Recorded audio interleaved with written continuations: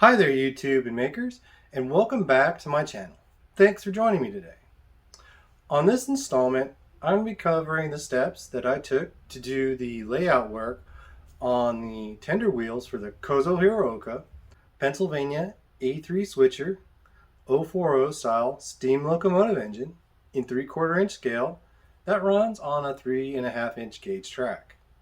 Now, there's a couple different ways to do this, and the method I chose to use was using Blue Dykem as well as dividers to lay out the lines for the dimensions of the wheel well on the tender wheels. Other ways you could do it is a way that I had initially started was using a carbide scribe loaded into my tool holder and using the hand wheels to set the dimensions of the wheel well.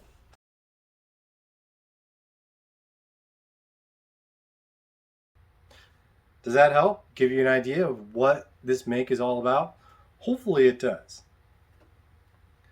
That view of the final make comes courtesy of a suggestion from a comment by a viewer in a previous episode.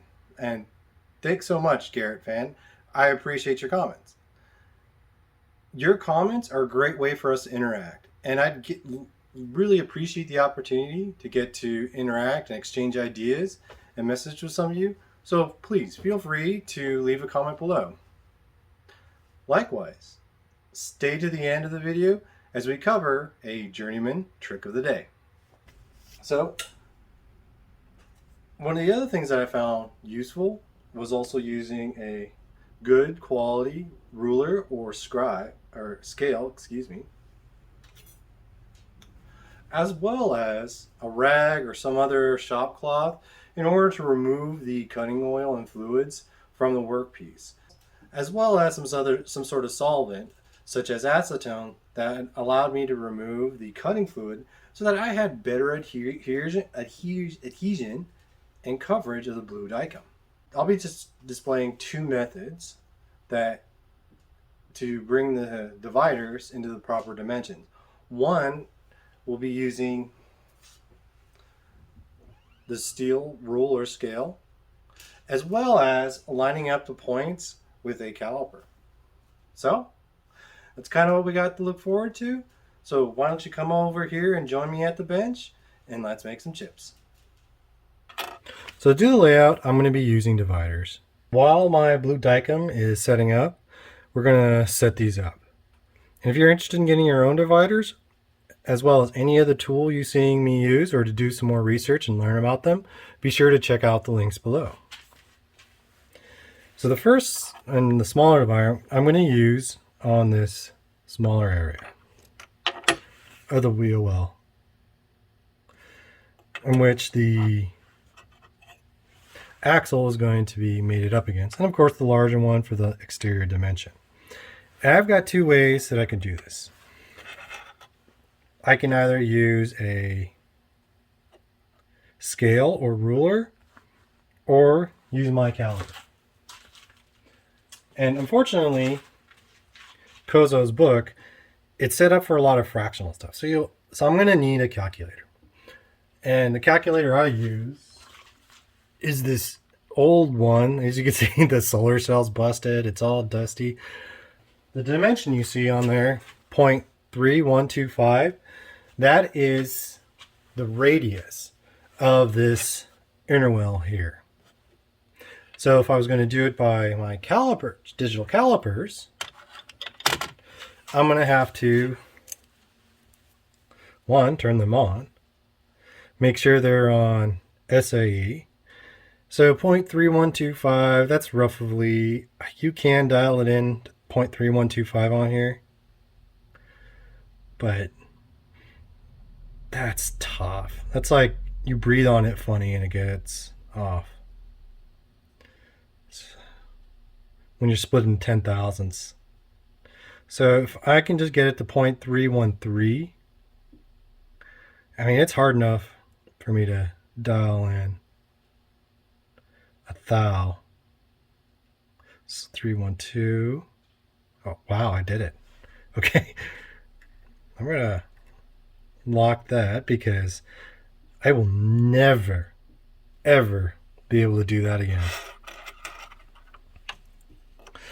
And I can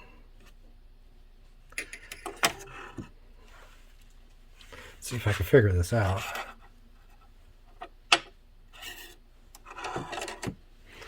Here, get the tips to match. That is the caliper method. The other method, which is the one I think I'm just going to stick with because the book's already got infractions.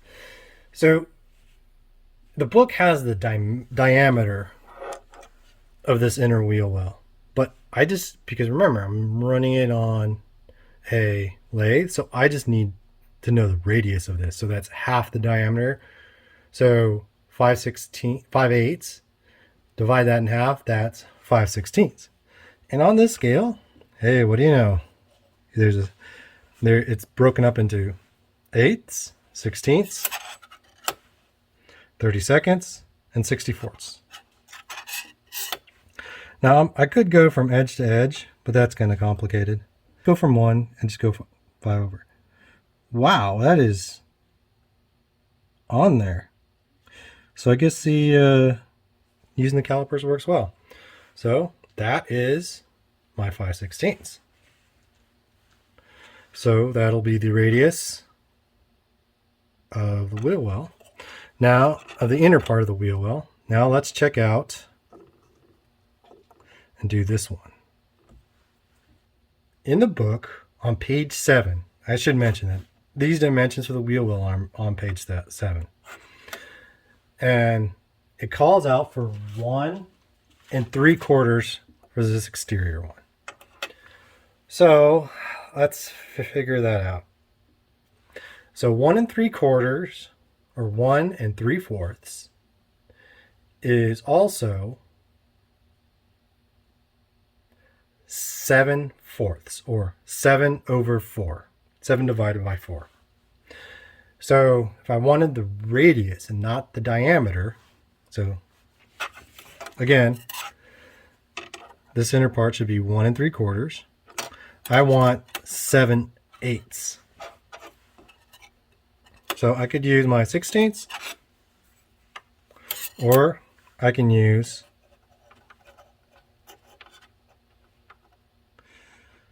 my 7/8. Let's just go somewhere in the middle. By the way, if you're interested in what this scale is, the tool I'm using, this is a Starrett number 604R. And my digital calipers are a Starrett 797. These dividers, and they are a 277. And I believe the way it works is that there's a dash and then another number, and that's the size in inches. So this is a 277.2, I believe. Yeah, about 2 inches. And then this should be a 277.3. But this one I know is definitely old, because it also comes, it came when I got it, it has this leather pouch, and they just haven't done leather pouches in forever. Okay, so let's see, where was I? Okay, so now I need to go 7 divided by 8, 7/8. And honestly, I'm really enjoying having a calculator because I could just punch in a number and leave it on there. And while I'm machining, I've got it on the calculator. I could just look at the calculator and see it. So let's set this to 0.875. Almost. There we go. So, boy, I'm having a good caliper day. You know, my wife has good hair days. I have a good caliper day. That's what I want in my life. That's what I want in life, are good caliper days. I know on eBay and some other sites, they're like diamond tipped tools for marking your layout piece. And I am tempted to get one of these days. And with those, you would put it in your tool holder. And then you would use your lathe carriage to move the tool holder over to mark up your piece. But this seems to work pretty well. And like I said previously, I sort of did that by using a carbide tip scribe and mounting this carbide tip scribe in my tool holder. And so what I was doing is I was purposely leaving a tiny nub when I was facing it, as small of a nub as I could get, and using my loop, lining up the tip of this carbide scribe. So let's say this is the nub, lining that carbide scribe up with the tip of the nub left from my facing operation. And like I said, with that nub and the loop, I felt really confident, really dialing in there. And then I would use the hand wheels on my lathe to scribe my workpiece. In order to get the most accuracy, what I can do brings us to our journeyman trick of the day, and that is to use a center drill. Since I've already brought my cutter and knocked off the nub, I'm going to use a center drill just to put a tiny little mark on the center of our piece. I'm not going to go far, it's just barely a surface scratch.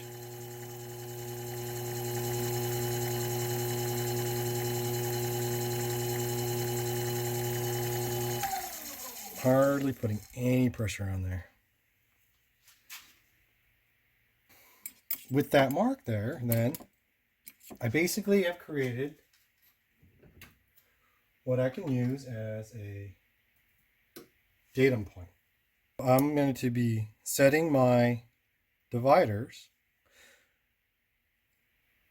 to the proper width, and then I'll always be able to drop one point into that center mark, and it'll hold pretty good, and I'll be able to mark out my lines.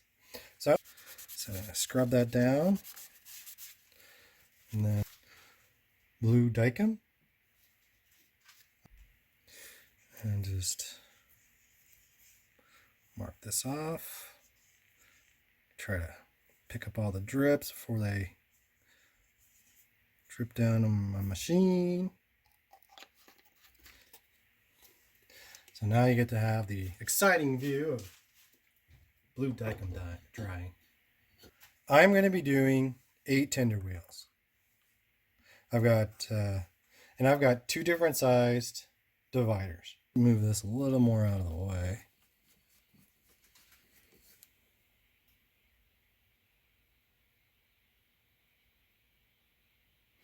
So in the previous step, I put a little, with a cutter, put a little mark in there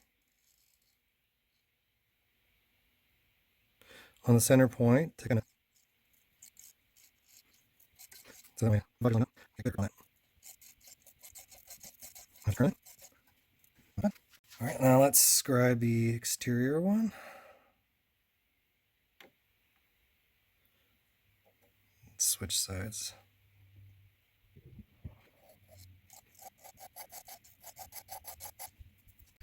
All right, let's rough this guy out.